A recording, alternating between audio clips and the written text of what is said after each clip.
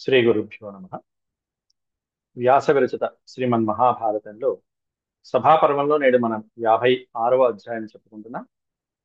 ఇందులో నరకాసురుడి యొక్క సంపదలు ఎలా ఉన్నాయి, అతడి యొక్క రాజ్యం ఎలా ఉంది అనేటువంటిదంతా కూడా శ్రీకృష్ణ పరమాత్ముడు యొక్క శ్రీకృష్ణ పరమాత్ముడు సత్యభామతో కూడుకుని ఆ నరకాసురుడి యొక్క రాజ్యానికి వెళ్ళటం, అందులో ఉన్నటువంటి సంపదలు చూడటం, ఆశ్చర్యపోవటం, ఇంద్రుడు మొదలైనటువంటి వాళ్ళు కూడా రావటం, ఈ సంపదలంతా కూడా ద్వారకకి తరలించడం అనేటువంటిది ఈ అధ్యాయం యొక్క ముఖ్యమైనటువంటి ఉద్దేశం. అంతేకాకుండా ఇంకా దైవ కార్యం ఏంటంటే నరకాసురుడి చెరలో ఉన్నటువంటి 16,000 మంది గోపికల్ని విడిపించడం అనేటువంటిది ఇక్కడ జరుగుతుంది. శ్రీకృష్ణ పరమాత్ముడు వారిని గ్రహించడం అనేటువంటిది ఈ అధ్యాయంలో క్లుప్తంగా అంటే సంక్షిప్తంగా ప్రస్తావించాడు భీష్మ పితామహుడు. రాజసూయ యాగ సందర్భంలో శ్రీకృష్ణ పరమాత్ముడికి మొట్టమొదటి అర్ఘ్యతాంబూలాలు ఇస్తున్న సమయంలో అడ్డుపడినటువంటి శిశుపాలుడు మొదలైనటువంటి అసుర సంఘాలకి భీష్ముడు శ్రీకృష్ణ పరమాత్ముడి యొక్క లీలల్ని ప్రస్తావిస్తూ అందులో ఈ నరకాసురుడి యొక్క వధ గురించి చెప్పడం జరిగింది. నిన్నటి ప్రవచనంలో మనం నరకాసురుని సంహరించిన ఘట్టం చెప్పుకున్నాం. నరకాసుర వధ అయిపోయిన తర్వాత సత్యభామతో కూడుకుని శ్రీకృష్ణుడు వెళ్తున్నాడు అనేటువంటిది ఈ అధ్యాయంలో ప్రారంభిస్తున్నారు. ముందుగా భగవత్ స్మరణ చేసుకుని ప్రారంభించుకున్నాం. ఓ శుక్లాంబరధరం విష్ణుం శశివర్ణం చతుర్భుజం ప్రసన్నవదనం ధ్యాయేత్ సర్వవిఘ్నోపశాంతయే. వ్యాసం వసిష్ఠనప్తారం శక్తేః పౌత్రమకల్మషం పరాశరాత్మజం వందే సుఖతాతం తపోనిధిం. వ్యాసాయ విష్ణురూపాయ వ్యాసరూపాయ విష్ణవే నమో వై బ్రహ్మనిధయే వాసిష్ఠాయ నమో నమః. నారాయణం నమస్కృత్య నరం చైవ నరోత్తమం దేవీం సరస్వతీం వ్యాసం తతో జయముదీరయే. హరి ఓం.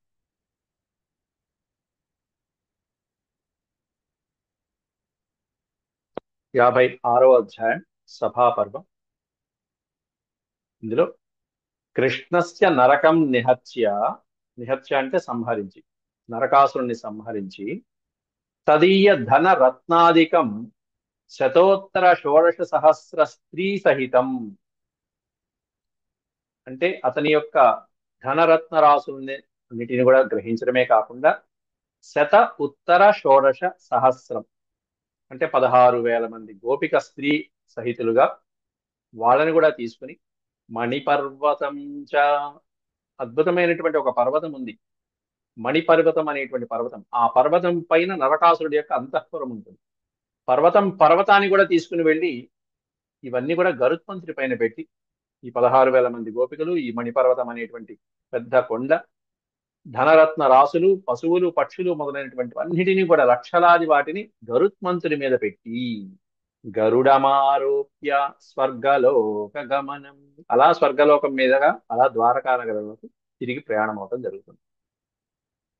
రామకృష్ణయో ఆది ఆదిత్యై కుండలాదికం దత్వా అదితి శచీభ్యాం సత్కృతయా సత్యభామయా సహ ద్వారకాం ప్రత్యాగమనం. స్వర్గలోకానికి వెళ్ళి అక్కడ అదితి యొక్క కుండలాన్ని చేసి అదితి శచీభ్యాం వాళ్ళందరికీ కూడా వాళ్ళ చేత సత్కరించబడినటువంటి వాళ్ళే సత్యభామయా సహా, సత్యభామతో పాటు తిరిగి ద్వారకా నగరానికి తిరిగి రావడం అనేది ఈ అధ్యాయంలో ప్రస్తావించడం జరిగింది. భీష్మ ఉవాచ, శ్రీ భీష్మ ఉవాచ, భీష్మ పితామహుడు ధర్మరాజుకి చెప్తూ సభలో ఉన్నటువంటి రాజులందరికీ ఈ వివరాలు చెప్తున్నాడు. నిహత్య నరకం భౌమం సత్యభామా సహాయవాన్ సహితో లోకపాలైశ్చ దదర్శ నరకాలయం. నరకాలయం, యమాలయం అన్నట్టుగా, యముడి ఆలయం అన్నట్టుగా నరకాలయం నరకుడి యొక్క రాజ్యం, ప్రాగ్జ్యోతిషపురం. ఆ నరకాలయానికి వెళ్ళారు. ఎప్పుడు? భౌమం నరకం నిహత్య, భూమి కుమారుడైనటువంటి నరకాసురుని నిహత్య, సంహరించేసి. ఎవరితో పాటు వెళ్ళాట శ్రీకృష్ణుడు? సత్యభామా సహాయవాన్. నిన్న చెప్పలా ఈ మాట. చక్రాయుధంతో నరకాసురుని సంహరించేశాడని చెప్పిన తర్వాత ఇప్పుడు ఏం చెప్తున్నారు? కంటిన్యూషన్ గా సత్యభామ సహాయంగా వెళ్ళినటువంటి శ్రీకృష్ణ పరమాత్ముడు అన్నాడు. కాబట్టి అక్కడ సత్యభామాదేవి కూడా ఉన్నది నరకాసురి యొక్క సంహారం జరిగిన సందర్భంలో. సత్యభామ సహాయవాన్, సత్యభామని సహాయంగా తీసుకువెళ్ళినటువంటి వాడు. సహితో లోకపాలైశ్చ, సహితో లోకపాలైశ్చ, అంతేకాకుండా దిక్పాలకులు లోకపాలకులైనటువంటి ఇంద్రాది దేవతలతో పాటుగా వెళ్ళాట. ఏం చూద్దామని? దదర్శ నరకాలయం, నరకుని యొక్క ఆ రాజ్యము, వాడి యొక్క అంతఃపురము, వాడి యొక్క సంపద ఎట్లా ఉంది చూడటం కోసం వెళ్ళారు లోపలికి. అథాస్య గృహమాసాద్య నరకస్య మహాత్మనః దదర్శ ధనమక్షయ్యం రత్నాని వివిధాని చ. మహానుభావుడు ఎంత పోగేశాడో. మహాత్మనః, మహానుభావుడైనటువంటి శ్రీకృష్ణ పరమాత్ముడు నరకస్య గృహమాసాద్య, ఆ నరకాసురుడి యొక్క గృహాన్ని సమీపించి అక్కడ అక్షయం ధనం దదర్శ, అనేకమైనటువంటి వివిధ రత్నాలు. అక్షయం అంటే క్షయం కానటువంటి ధనం, తరగనటువంటి ధనం, అట్లాంటి దాన్ని అక్షయం అంటే. అక్షయమైనటువంటి ధనరాశుల్ని చూశాడు శ్రీకృష్ణ పరమాత్మ. మణిముక్త ప్రవాళాని వైఢూర్య వికృతాని చ, అనేకమైనటువంటి రత్న వజ్ర వైఢూర్యాలు. మణిముక్త ప్రవాళాని, మణులు, ముక్త, ముక్త అనే పదానికి అర్థం అక్కడ ముత్యములు, మంచి ముత్యములు పగడాలు. విస్తారాల్పాంశ్చార్క మణి మణిన్ విపులాన్ స్ఫాటికానపి, విపులాన్ స్ఫాటికాన్, చక్కగా అద్భుతమైనటువంటి విస్తారవంతమైనటువంటి రమణీ విపులాన్, విపులమైనటువంటి విశాలమైనటువంటి తరగనటువంటి శోభ కలిగినటువంటి, అలాగే ప్రకాశిస్తూ ఉన్నటువంటి స్ఫటికముల వంటి కాంతి కలిగినటువంటి రత్న వజ్ర వైఢూర్యాల సంపదనంతా చూశాడు. ఇవన్నీ కూడా అంతేకాకుండా ఆభరణాలు, దివ్యమైనటువంటి ఆభరణాలు ఎలా ఉన్నాయి? జాంబూనదమయాన్యేవ శాతకుంభమయాని చ. జాంబూనదం అంటే బంగారం, సువర్ణం. జాంబూనదమయాన్యేవ, సమస్తమైనటువంటి ఆభరణాలు బంగారుమయమైనటువంటి ఆభరణాలు. శాతకుంభమయాని, ప్రకాశవంతమైనటువంటి, సూర్యప్రకాశంతో ప్రకాశిస్తున్నాయా అన్నట్టుగా ఉన్నాయి. కొన్ని చంద్రకాంతమణులు, సూర్యకాంతమణులు, బంగారం ఆ విధంగా ప్రకాశిస్తున్నది.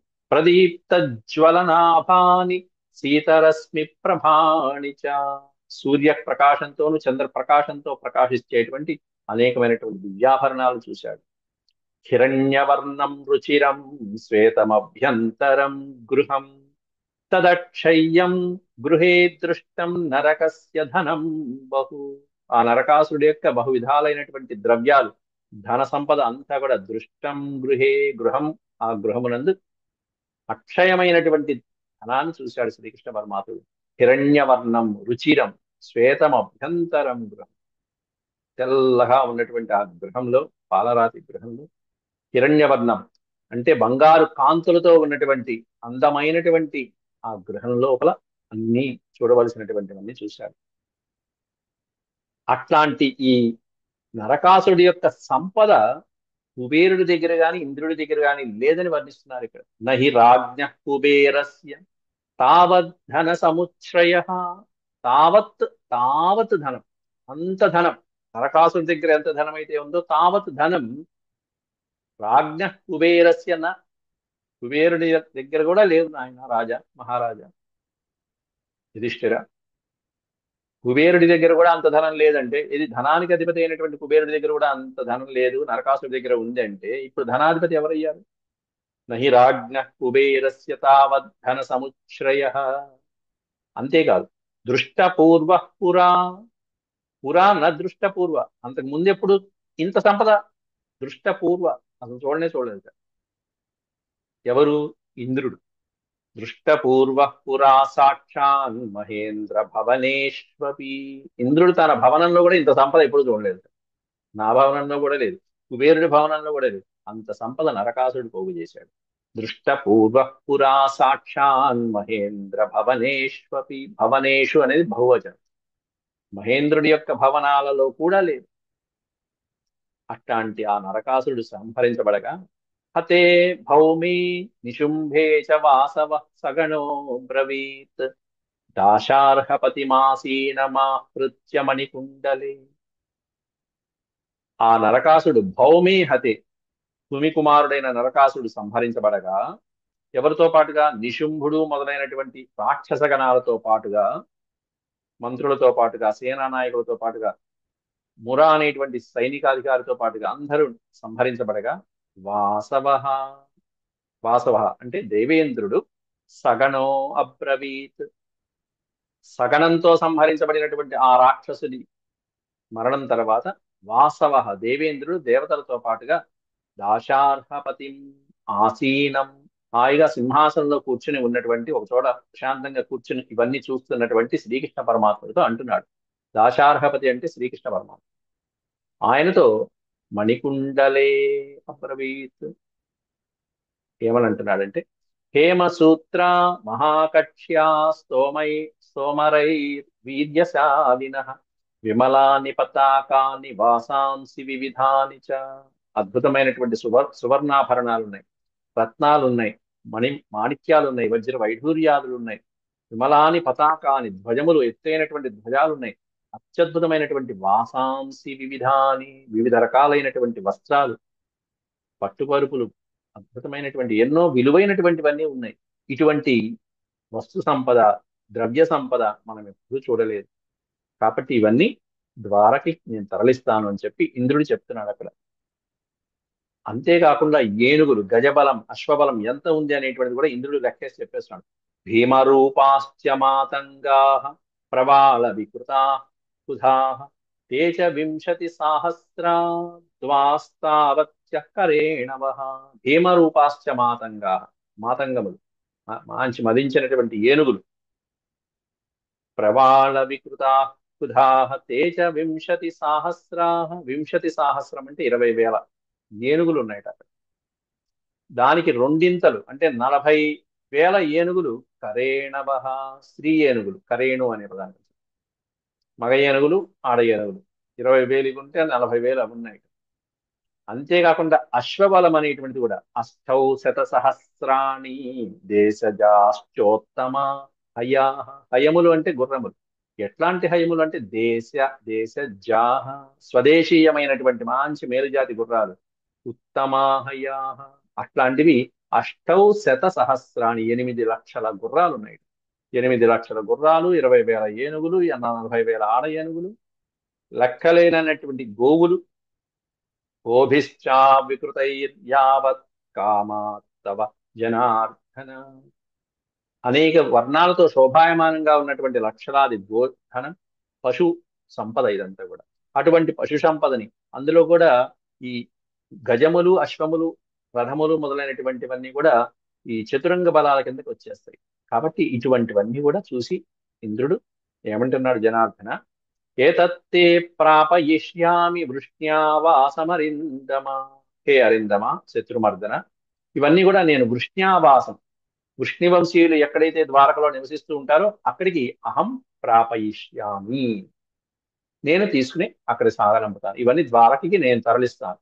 వసు యత్రిషు లోకేషు ధర్మేణావర్జితం త్వయా, త్రిశులోకేషు ముల్లోకాలలో కూడా ధర్మాన్ని ఆచరించేటువంటి వాడివి నీవు, అట్లాంటి వాడివి ఈ సంపదనంతా పొందడానికి నీవే అర్హుడు. కాబట్టి నీవే ఈ నరకాసురుని సంహరించావు, కాబట్టి ఈ సంపదకి అంతా కూడా అధికారి నీవే, కాబట్టి ఇదంతా కూడా ఈ గరుత్మంతుడి యొక్క సహాయంతో ఇవన్నీ అక్కడికి తరలిస్తాను అని దేవేంద్రుడు చెప్తున్నాడు. ఆ తర్వాత మళ్ళీ భీష్మవాచ, భీష్ముడు మళ్ళీ ధర్మరాజుతో ఈ ఆఖ్యానాన్ని చెప్తూ దేవగంధర్వ రత్నాని దైతేయాసురజాని చ యాని సంతి హిరణ్యాని నరకస్య నివేశని. శ్రీకృష్ణ పరమాత్ముడు చక్కగా లోపలికి ఒక్కొక్క కక్ష, ఒక్కొక్క అంతఃపురం లోపలికి అన్ని చూసుకుంటూ వెళ్తున్నాడు. దేవగంధర్వ రత్నాని దైతేయాసురజాని చ, రాక్షసుల్ని సంహరించి, అనేక మంది లక్షలాది రాక్షసుల్ని సంహరించి ఇదిగో ఇవన్నీ సమకూర్చాడు నరకాసురుడు. ఎంతో మంది రాక్షసుల్ని గెలిచాడు, దేవతల్ని గెలిచాడు, అందరినీ కొలగొట్టుకుంటూ వచ్చాడు. యాని సంతి హిరణ్యాన్ని, ఎక్కడెక్కడైతే బంగారం ఉందో, రత్నాలు ఉన్నాయో అవన్నీ కూడా నరకాసుడి యొక్క నివేశనంలో ఉన్నాయట, నరకాసుడి యొక్క భవనంలో ఉన్నాయట. నివేశనం అంటే నివాస స్థానం, భవనం. ఇవన్నీ ఎక్కడ ఎక్కిస్తున్నాడు ఇప్పుడు? ట్రాన్స్పోర్ట్ ఏమిటి అంటే గరుత్మంతుడు. ఎంత అద్భుతమైనటువంటి వాడంటే గరుత్మంతుడు. ఇక్కడ ఆదిశేషుడు భూమిని మోస్తాడు అని చెప్పి మనకుంటాం. ఆదిశేషుడు అట్లాంటి శేషులు ఇట్లాంటి సర్పాలను కూడా అమాంతంగా ఒక చిన్న గడ్డి పరకలాగా అలా తీసి స్వాహా చేయగలిగినటువంటి శక్తి గరుత్మంతుడు. అట్లాంటిది భూమండలాన్ని మోసే ఆదిశేషుడి కంటే మించినటువంటి వాడు గరుత్మంతుడు. ఈ సంపదనంతా అలా ఏదో ఒక రెక్క మీద పెట్టేసుకుంది. ఏతత్తు గరుడే సర్వం క్షిప్రమారోప్య వాసవ. శ్రీకృష్ణ పరమాత్ముని యొక్క అనుజ్ఞతో ఇవన్నీ కూడా క్షిప్రం ఆరోప్య వాసవ. వాసవ ఇంద్రుడు వీటినన్నిటినీ కూడా గరుత్మంతుడి యొక్క రెక్కల పైన చక్కగా సర్దాడు నీట్గా. ఎక్కడెక్కడ ఏముండాలో మొత్తం ట్రాన్స్పోర్ట్, మొత్తం పశు సంపదతో పాటుగా ఎక్కించేశారు. ఇంకా ఉన్నాయి, పర్వతాలు ఎక్కించారు. దార్శార్హపతినా సార్ధం ఉపాయాన్ మణిపర్వతం. ఆ తర్వాత అసలైనటువంటి అంతఃపుర భవనాన్ని చూశాట. ఇంతవరకు చూడాలి అంతఃపుర భవనం. నరకాసుడి యొక్క అంతఃపుర భవనం ఎక్కడుందంటే సార్ధమారో సార్ధముపాయాన్ మణిపర్వతం. ఒక మణిపర్వతం అని పర్వతం ఉందిట. ఆ పర్వతం పైన ఉందిట ఈ నరకాసుడి యొక్క భవనం. ఆ మణిపర్వతం, పర్వతం పేరే అర్థమైపోయింది, మణి, మణులతో కూడిన పర్వతం. ఆ పర్వతం పైన వీడి యొక్క అంతఃపురం. అంటే పర్వతమే మణి ఖచ్చితాలతో ఉంటే ఇంకా లోపల ఇంకా ఇంకేం చెప్పాలి. దాశార్హపతినా సార్ధం. సార్ధం అంటే మణిరత్న పర్వతంతో పాటుగా ఎక్కించేస్తున్నారు ఇప్పుడు గరుత్మంతుడిపై. హాయిగా అలా పర్వతాన్ని ఇలా పెకలించి వేస్తారు. ఇంద్రుడు సమర్థుడే, వజ్రాయుధంతో ఆ పర్వతాన్ని రెక్కలు ఖండించినటువంటి వాడు. అందులో శ్రీకృష్ణ పరమాత్ముడు 7 ఏళ్ల వయసులోనే గోవర్ధనగిరి పర్వతాన్ని అలా పైకెత్తినటువంటి వాడు. ఈ పర్వతాలు లెక్క ఇంకా పెద్దవాడయ్యాడు ఇప్పుడు. చిత్రగ్రథిత మేఘాభః ప్రభభౌ మణిపర్వత. చిత్రగ్రథిత మేఘాభః, మేఘ ఆభ, చిత్ర విచిత్రమైనటువంటి మేఘాలతో నిండినటువంటి ఎత్తైనటువంటి పర్వతం. ఆ పర్వతం ప్రభభౌ మణిపర్వత. ఈ మణిపర్వతం అనేటువంటిది మనకి అమ్మవారి యొక్క పూజా విశేషాలలో కూడా మనం చెప్పుకుంటూ ఉంటాం. మణిపర్వత విశేషాలన్నీ కూడా మనం చెప్పుకుంటూ ఉంటాం పూజాది సమయాలు. అలాగే చిత్ర హేమచిత్ర వితానైశ్చ ప్రాసాదైరుపశోభిత. హేమచిత్ర వితానైశ్చ, హేమము బంగారమయంతో నిర్మించబడినటువంటి విచిత్ర విచిత్రాలైనటువంటి ప్రాసాదాలతో. ప్రాసాదము అంటే ఎత్తైనటువంటి భవనాలు, బురుజులు, ప్రాకారాలు మొదలైనటువంటి వాటితో శోభాయమానంగా ప్రకాశిస్తున్నటువంటి ఉపశోభిత. హర్మ్యాణి చ విశాలాని మణిసోపానవంతి చ. సోపానములు అంటే మెట్లు. ఒక భవనంలోంచి ఇంకో భవనంలోకి వెళ్ళేటప్పుడు ఏవైతే ఉపయోగపడతాయో అటువంటి సోపానములు. మణి సోపానవంతి చ. మెట్లన్నీ కూడా బంగారు మణిమయాలతో కూడుకుని ఉన్నటువంటివన్నీ కూడా. హర్మ్యాని విశాలాని, ఒక్కొక్క భవనంలో ఉన్నటువంటి హర్మ్యాలన్నీ కూడా విశాలవంతంగా ఉన్నాయట. అట్లాంటి పర్వతం, మణిపర్వతం మీద విశాలంగా ఈ ప్రాగ్జ్యోతిషపురము. ఆ ప్రాగ్జ్యోతిషపురం అనేటువంటిది ఏమన్నా మొత్తం ఆ నరకాసురుడి యొక్క రాజ్యం ప్రాగ్జ్యోతిషపురం. దాంట్లో మణిపర్వతం పైన ఉన్నటువంటిది వీడి అంతఃపురం. రావణాసురుడు ఉంది లంకానగరం, ఎన్నో పర్వతాలు ఉంటాయి, అన్నీ కలిపి త్రికూట పర్వతం. కూటము అంటే సమూహం. దాంట్లో వాడి అంతఃపుర భవనం ఇంకోటి ఉంటుంది ఒక పర్వతం పైన. అలాగే ఇక్కడ కూడా ప్రాగ్జ్యోతిషపురం అనేటువంటిది ఆ నరకాసుడి యొక్క పట్టణం పేరు భూలోకంలో. ఇక్కడి నుంచి వాడికి పైలోకాలకు కూడా వెళ్ళటానికి మార్గాలుగా ఉన్నాయని కూడా చెప్పాడు, వర్ణించాడు. దాంట్లో ఇప్పుడు ఒక పర్వతం పేరు మణిపర్వతం, దానిపైన ఉన్నటువంటిది అంతఃపుర భవనం. హర్మ్యాని విశాలాని మణి సోపానవంతి చ తత్రస్థా వర్ణిన్యో దదృశుర్ మధుసూదనం. తత్రస్థ, అక్కడ పైన, ఆ భవనాల పైన తత్రస్థ ఉన్నటువంటి స్త్రీలని చూశాట శ్రీకృష్ణ పరమాత్మ. ఎలా ఉన్నారు? వరవర్ణిన్యో, వరవర్ణిని అనే పదానికి అర్థం. వరవర్ణిని అనే పదానికి అర్థం ఏంటంటే వాతావరణానికి తగ్గట్టుగా, లేకపోతే ఇష్టానికి తగ్గట్టుగా వాళ్ళ యొక్క ఆకారాలని, ఆకృతులని, వాళ్ళ యొక్క శరీర ఉష్ణోగ్రతను కూడా మార్చుకోగలిగినటువంటి వాళ్ళు సుందరీమణులైనటువంటి వాళ్ళు. వరవర్ణిన్యో, వరవర్ణ.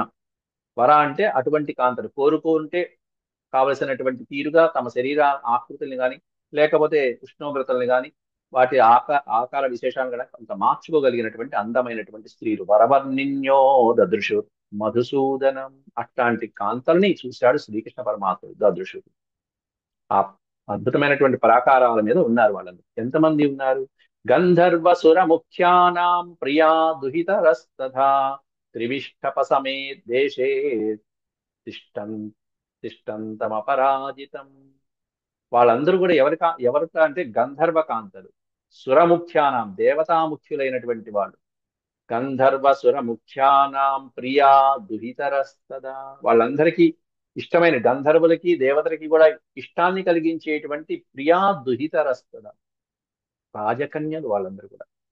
అట్లాంటి రాజకన్యలు త్రివిష్టపసమే అంటే దివ్యలోకంలో ఉండేటువంటి దేవతలతో సమానమైనటువంటి వాడు, ఆ ప్రదేశంలో ఉండదగినటువంటి వాడు. తిష్టం చమరా అపరాజితం పరివ పరివభ్రుర్మహాబాహుమేకవేణీధరా స్త్రియ. ఏకవేణీధర, ఒక జడ వేసుకుని చక్కగా అందంగా అలంకారాలు పెట్టుకుని ఉన్నటువంటి వాళ్ళు వాళ్ళందరూ కూడా, ఇంకా చెప్పాలంటే శ్రీకృష్ణ పరమాత్ముడిని అనునిత్యము ఆరాధిస్తున్నటువంటి వాళ్ళు, శ్రీకృష్ణ పరమాత్ముడి కోసమే తపిస్తున్నటువంటి వాళ్ళు. కానీ నరకాసుడు బంధించి తీసుకువచ్చినటువంటి స్త్రీలు వాళ్ళందరూ కూడా. పరిబభ్రుర్ మహాబాహు ఏకవేణీధరా స్త్రియ. ఏకవేణి, ఒక వేణిని ధరించినటువంటి వాడు. అశోకవనంలో సీతమ్మ కూడా జడ వేసుకుని ఉంటుంది ఏకవేణిగా. రాక్షసులందరూ జడ విప్పుకుని కూర్చుంటారు. జడలు ముడి లేకుండా, ఎటువంటి జడ లేకుండా జుట్టు విరబోసుకుని కూర్చునేటువంటి వాళ్ళు రాక్షస వనితలు ఆ పక్కన కూర్చుంటే, వాళ్ళ మధ్యలో కూడా ఇన్ని నెలల నుంచి కేశ సంస్కారము లేకపోయినా కూడా జడ వేసుకుని ఉంటుంది అక్కడ సీతమ్మ. ఆ జడతో చెట్టుకి ఉరి వేసుకోవటం కూడా ప్రయత్నిస్తుంది. ఇక్కడ కూడా నరకాసురుడి చెరలో ఉన్నటువంటి వీళ్ళందరూ కూడా ఆ బాధలో ఉన్నటువంటి వాళ్ళే, ఎడబాటులో ఉన్నటువంటి వాళ్ళు, తమ కుటుంబానికి ఎడబాటులో ఉన్నవాళ్ళే. అటువంటి రాజకాంతలందరూ కూడా ఏకవేణీధరా స్త్రియ పర్వాహ కాషాయ వాసిన్య. ఎట్లా ఉన్నారంటే కాషాయ వాసిన్య, కాషాయ వస్త్రాలు ధరించి మరి తపస్సు కూర్చున్నారట, ధ్యానం చేసుకుంటూ కూర్చున్నారట, పరమాత్మ ధ్యానం. సర్వాశ్చ నియతేంద్రియా, ఇంద్రియాల్ని నిగ్రహించుకుని మరి, నియత ఇంద్రియా. వ్రత సంతాపజ శోకే నాత్ర కశ్చిదపీడయత్ అరజాంసి చ వాసాంసి బిభ్రత్య కౌశికాన్యపి. అరజాంసి చ వాసాంసి, శుభ్రమైనటువంటి వస్త్రాలు ధరించారు, పవిత్రంగా ఉన్నారు. బిభ్రత్య కౌశికాన్యపి, ఉత్తరయాన్ని కూడా ధరించారు. వ్రత సంతాపజ శోకే, ఆ శోకంలో ఇట్లా దూరంగా ఉన్నామనేటువంటి శోకంలో కూడా పరమాత్ముని నిష్టగా ధ్యానిస్తూ ఒక వ్రతం లాగా తపస్సు చేస్తున్నటువంటి వాళ్ళందరూ కూడా ఒకానొక బాధతో అలా తపస్సు చేస్తూ కూర్చున్నారు. దేనికి ఆ బాధ అంటే, సమేత్య యదు సింహస్య చక్రురస్యాంజలిం స్త్రియ. పరమాత్ముని సేవించడం కోసం, పరమాత్ముని పాదపద్మాలు ఎప్పుడు దక్కుతాయా అని చెప్పి తపస్సు చేస్తున్నటువంటి స్త్రీలు వాళ్ళందరూ 16,000 మంది కాంతలు, గోపికలు కాదు. గోపికలు వేరు, అక్కడ గోపికలు 1000 మంది, ఇక్కడ 16,000 మంది రాజకన్యకలు. వీళ్ళందరూ ఒక్కసారి శ్రీకృష్ణ పరమాత్ముని అలా చుట్టుముట్టేశారు, గుమ్మిగూడారు. సమేత్య అంటే అది.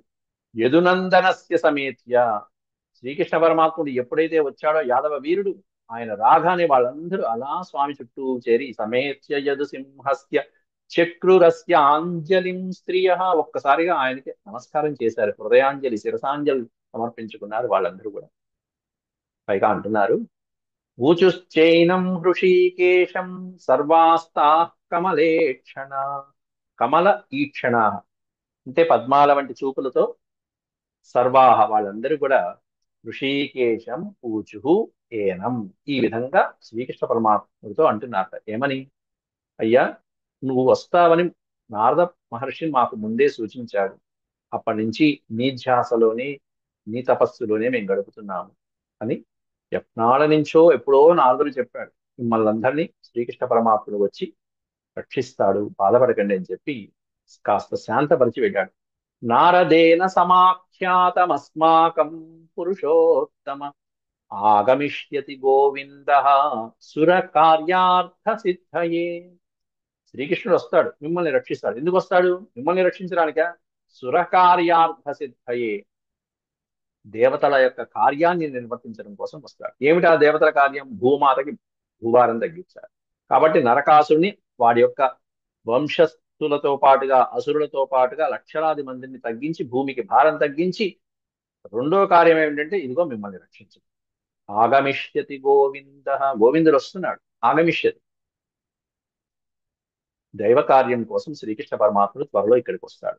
సోసురం నరకం హత్వా నిశుంభం మురమేవచ, నరకాసురుణ్ణి వాడి యొక్క అనుయాయులైనటువంటి ముర, నిశుంభుడు మొదలైనటువంటి వాళ్ళతో పాటుగా నరకాసురుణ్ణి సంహరించి శ్రీకృష్ణ పరమాత్ముడు భౌమం చ సపరివారం హయగ్రీవం చ దానవం, హయగ్రీవుడు మొదలైనటువంటి దానవులను కూడా సంహరించి సపరివారంగా దానవుల్ని మట్టు పెట్టి అప్పుడు మిమ్మల్ని రక్షిస్తాడు. తథా అదేవిధంగా పంచజనం చైవ ప్రాప్స్యతే ధనమక్షయం, పంచజనులు అనేటువంటి రాక్షసులను కూడా సంహరించి అక్షయమైనటువంటి ధనరాశుల్ని ప్రాప్య, పొంది, అంతులేనటువంటి ధనరాశుల్ని పొంది త్వరలోనే సోచిరేణైవ కాలేన యుష్మన్మోక్తా భవిష్యతి, అచిరేణేవ కాలేన, త్వరలోనే ఆయన వల్ల మీరందరూ కూడా విముక్తులవుతున్నారు, విముక్తులవుతారు. కాలేన, తగిన కాలంలో యుష్మాన్ మోక్త భవిష్యత్, మిమ్మల్ని అందరినీ విడిపించేటువంటి వాడు శ్రీహరి రాబోతున్నాడు దగ్గరికి, సమయం ఆసన్నమైంది అని చెప్పి నారదుడు చెప్పిన దగ్గర నుంచి అప్పటి నుంచి నీ తపస్సు చేస్తున్నాను స్వామి అంటూ ఈ విధంగా పలికారు. నమస్కారం చేశారు ఆ వనితలందరూ కూడా. ఏవ ముక్త్వాగమద్ధీరో దేవర్షిర్నారదస్తథా, ఈ విధంగా పలుకుతూ ఉండగానే నారదుడు వేం చేసి ఉన్నాడు, అక్కడికి వచ్చాడు. ఏవముక్త్వాగమ ఆగమద్ధీర, ఆగమత్ అంటే రావటం, ధీరుడైనటువంటి దేవర్షి నారదుడు అక్కడికి రావడం జరిగింది అప్పుడే. త్వాం చింతయానా సతతం తపో ఘోరముపాస్మహే, అద్భుతమైనటువంటి తపశ్శక్తి సంపన్నత కలిగినటువంటి వాడు. ఇప్పటిదాకా వీళ్ళు శ్రీకృష్ణుడి యొక్క తపస్సు చేసినటువంటి వాళ్ళు కాబట్టి వీళ్ళ మాటలను నిజం చేస్తూ నారద మహర్షి ప్రత్యక్షంగా అక్కడికి రావడం జరిగింది.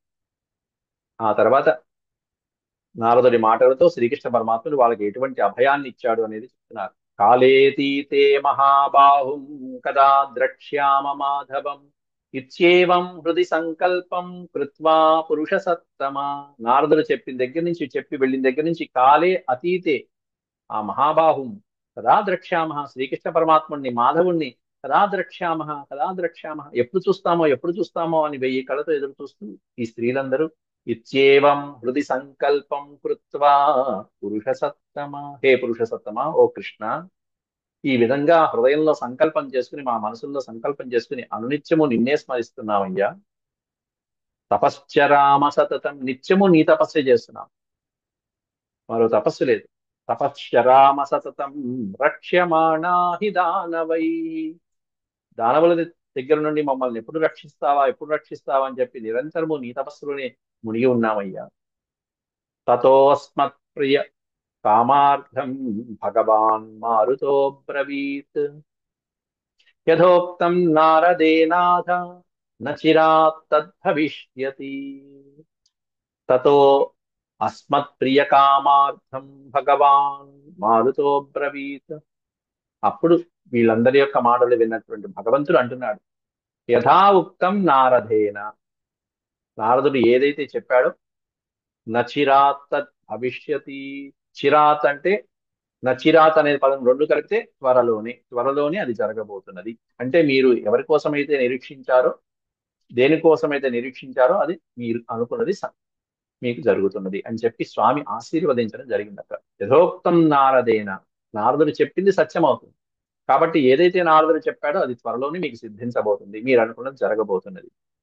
శ్రీకృష్ణ పరమాత్మని భర్తగా వాళ్ళందరూ కూడా ఆశించారు, తపస్సు చేశారు, అది తీరబోతుంది. ఇప్పుడు 16,000 మంది రాకుమార్తెల్ని వివాహం చేసుకోవాలి. వీళ్ళందరితో కూడా చక్కగా ఏ విధంగా స్వామి క్రీడించారు అనేటువంటిదంతా ఒక విశేషమైనటువంటి దివ్య గాథ, నారదుడే ఆశ్చర్యపోయినటువంటి ఒక అద్భుతమైనటువంటి గాథ అదొక.